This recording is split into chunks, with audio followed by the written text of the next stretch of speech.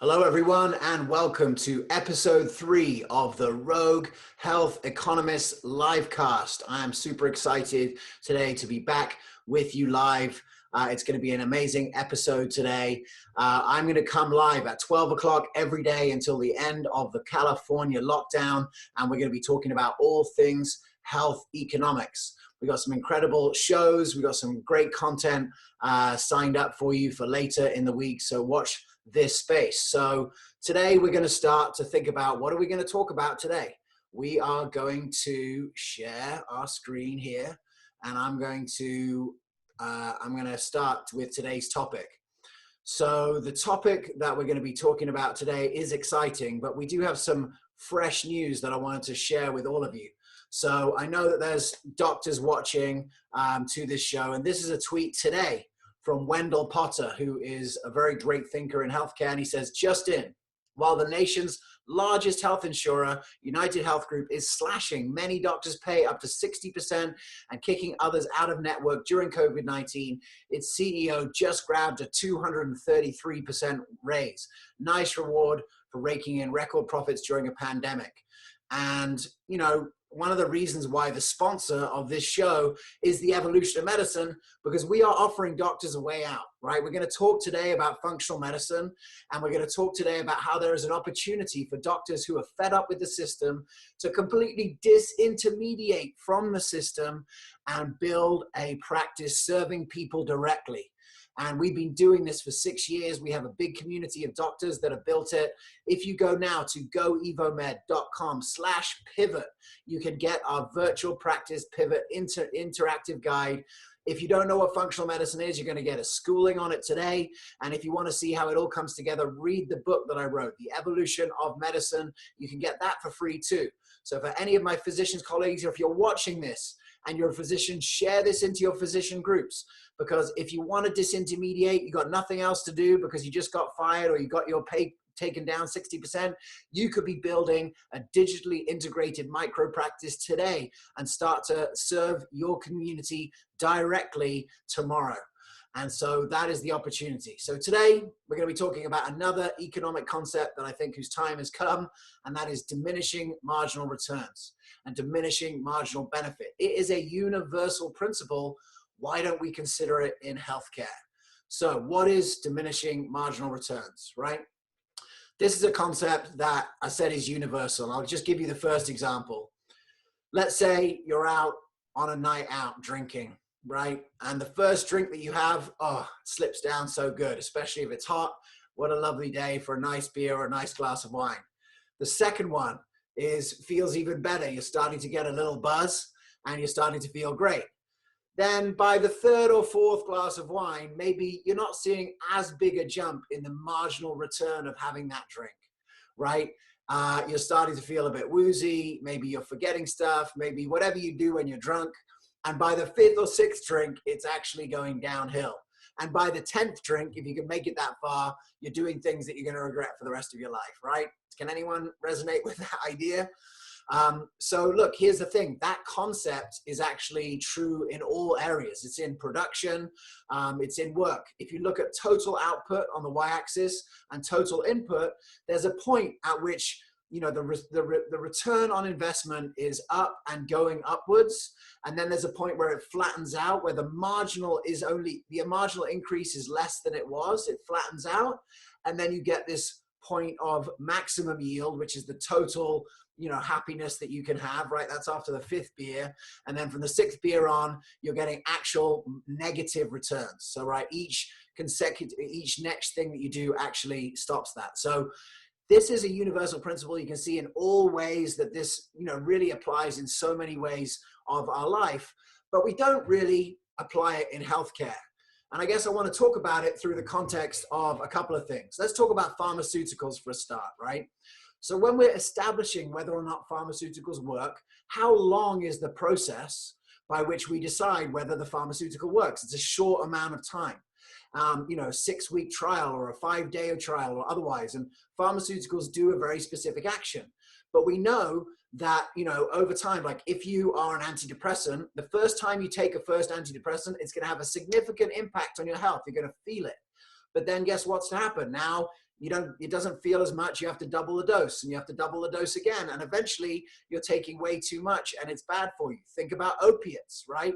The first opiate, if you have a real pain and you take an opiate, it eases the pain straight away. But by the time you're hooked on painkillers, 23 opiates a day later, it's actually really bad for you. So it holds true in pharmaceuticals.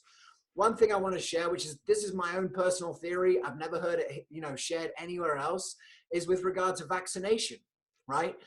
There's a lot of evidence that the first vaccinations for smallpox and let's say polio had a net positive effect on society, right?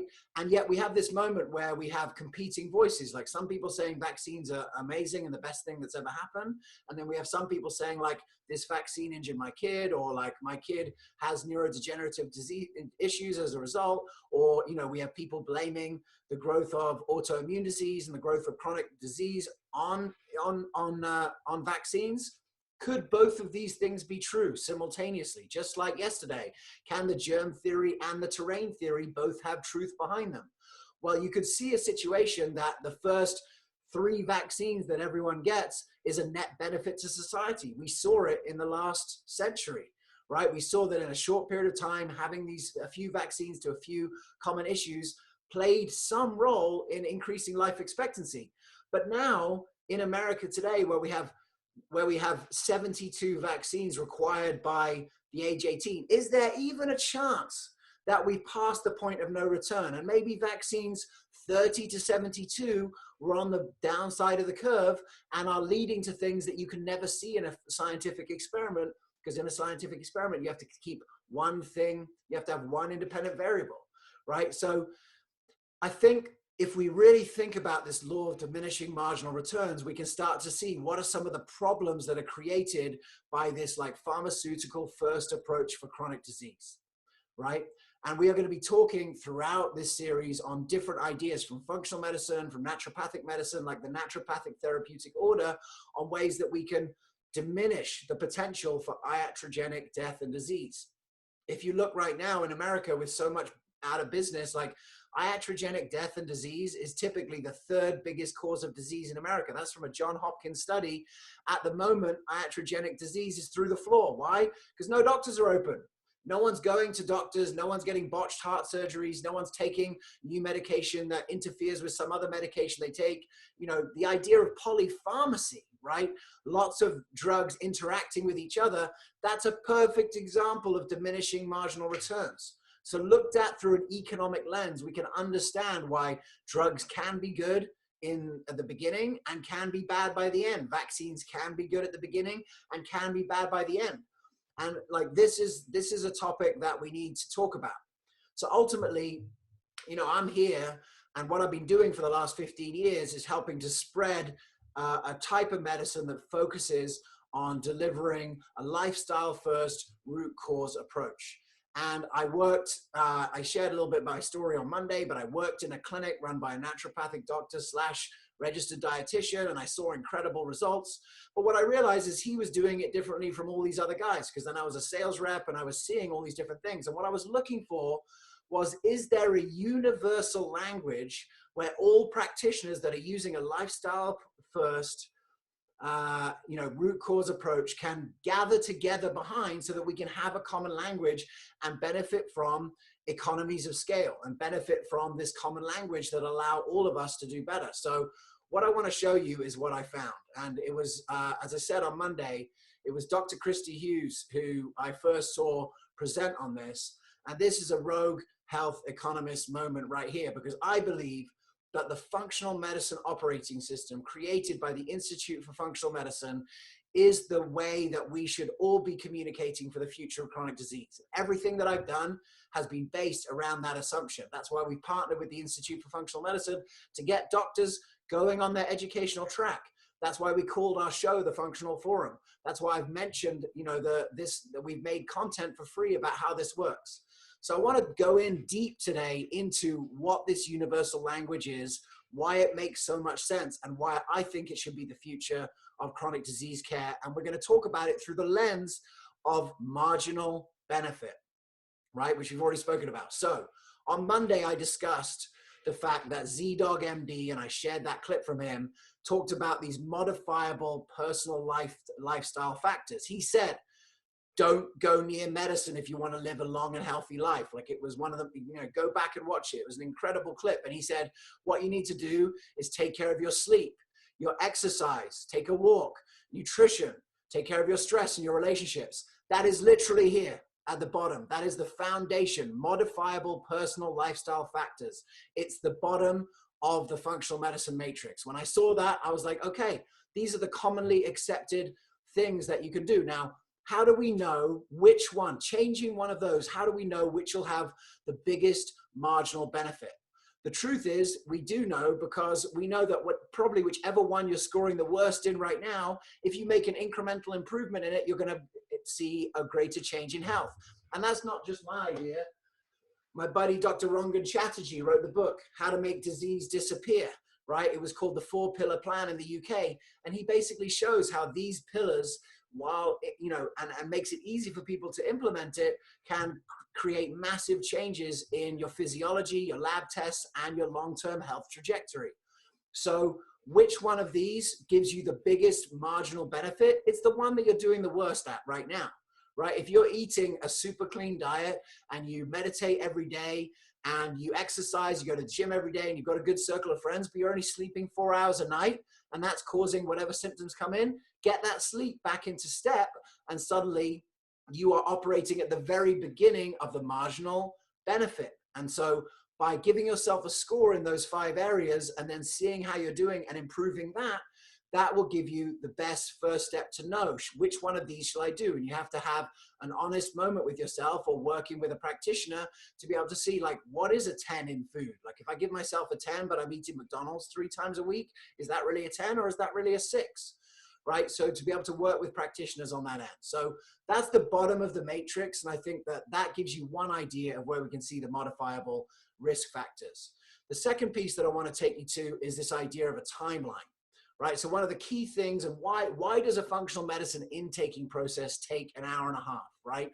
Why can't functional medicine be done on insurance? It's because this intaking process, is typically, or up until now, has been done face-to-face with doctors, with the most expensive provider.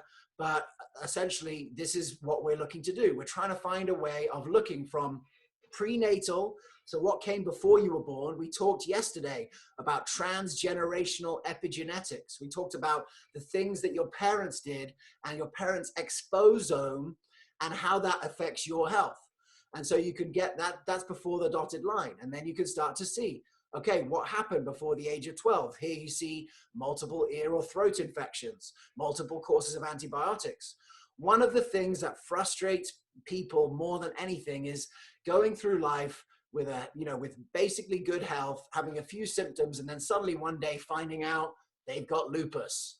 And when you say, hey, doc, how did I get lupus? Like, how did this happen? The doctor has no idea, because they don't make the connection between the 15 courses of antibiotics you had when you were 12, right? And your IBS starting, and then asthma coming on, and those kind of things. Like, there's no connection, because we only found out about the human microbiome like 10 years ago, right? All these doctors were trained before we knew that, 99% of microbes are beneficial. And so ultimately, this is why the functional medicine operating system is so solid, because we're able to look at a complete timeline and take the time that it takes to be able to really understand ourselves and how we got to where we're going.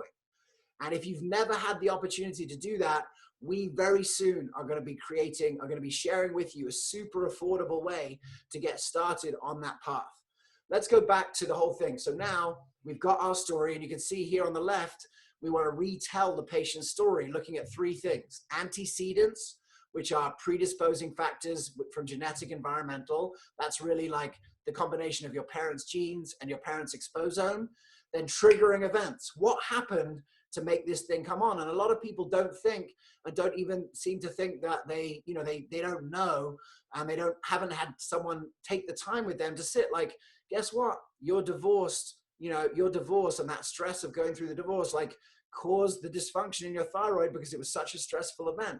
No doctor is taking time to really piece those pieces together, but a functional medicine approach does, because you lay out the timeline, you see, wow, divorced here, all these symptoms start here and get closer together. That's the beauty of the functional medicine operating system. Then below we have mediators and perpetuators, and these are things that contribute to or mediate the issues ongoing. So again, this is the functional medicine operating system: antecedents, triggers, and mediators. And it's a really important way for everyone to be able to understand their health. But I guess what I want to talk about most importantly here is these 7. And this is physiology and function, organizing the patient's clinical imbalances.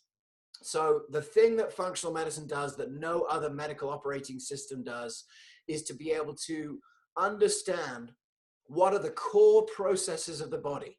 What are the things that the body does all the time? And how do those things break down over time? And if those things break down, what symptoms does it cause? And if you leave those things to break down, what diseases do you get and how do you die? Right? This is absolutely crucial to understand yourself. And this is a common language that I believe that all practitioners who are working with chronic disease can start to understand. So let's look at these 7 factors. Assimilation, right? That is the gut tube. That is how you assimilate nutrients. Structural integrity. Structure leads to function. What about the physical structure of your bones, but also your muscles and your organs, and how constricted are they? That's structural integrity. Communication. How does the body communicate? The endocrine system, neurotransmitters, immune messaging, like these, this is the way that the body communicates. Transport. Right? How are things transported around the body? The cardiovascular system and the lymphatic system. I know for a fact that the vast majority of physicians know nothing about the lymphatic system until they get trained in this medicine. And if, this is what dozens of doctors have told me over the last 12 years, that lymphatic system is so involved in keeping you healthy, and yet doctors don't get any training in it. It's an important part of transport. Biotransformation and elimination, right? How do we take things in our environment and move them out that aren't meant to be there? Toxins, so like the liver, the kidney, the lungs, the lymph, all of these organs and systems are working all of the time to remove toxins from the body. And this is why, if those systems get jammed up or their function starts to degrade, you don't move toxicity out, and you can have diseases that are born of toxicity. Energy, where does energy come from? ATP in the cell, mitochondria, how is that functioning? And then defense and repair, your immune system. And we talked about this in both of the first 2 sessions, which is essentially how does the body immune system break down over time, right? And we looked at those 6 factors that play into, what is the difference between some germ coming in and some people getting an infection and some people not even knowing it's happening because they have an awesome immune system, right? And then how does that break down over time? So that is a super critical piece, understanding that about yourself. And ultimately, if you haven't had that much like transgenerational epigenetics, you start off with pretty much 100. And at maybe about 30, when one of these factors gets to about 30, you start to see symptoms. And what those symptoms are, and then, naming those symptoms is not really that useful. Like getting a diagnosis is not that useful. What you really want to know is about your prognosis, right? Where are we going to go from here? And ultimately, that's what functional medicine is all about. It's the prognosis, because all of these things are modifiable. You can improve them by 1, doing these modifiable risk factors at the bottom properly, and 2, jumping in and working out which one of these is working the worst. And so we get back to the idea of marginal benefit. So how do we know what the best marginal benefit is going to be? Like, how do we know which one of those things to work on to improve? Well, the truth is, whichever of them is the most broken, right? What functional medicine does is it prioritizes what you should do. And that prioritization system is the difference between being in the Journal of the American Medical Association showing unbelievably better outcomes than family medicine, and like integrative and naturopathic medicine that is being done, it's similar principles, but because it's not being the same, it can't have that same kind of impact because it's not a specific reoccurring system and a common language. And that's why we called our show The Functional Forum, because from an economist point of view, we need people to do things the same. So I want to just give you an example of how this would work out with a case of type 2 diabetes, right?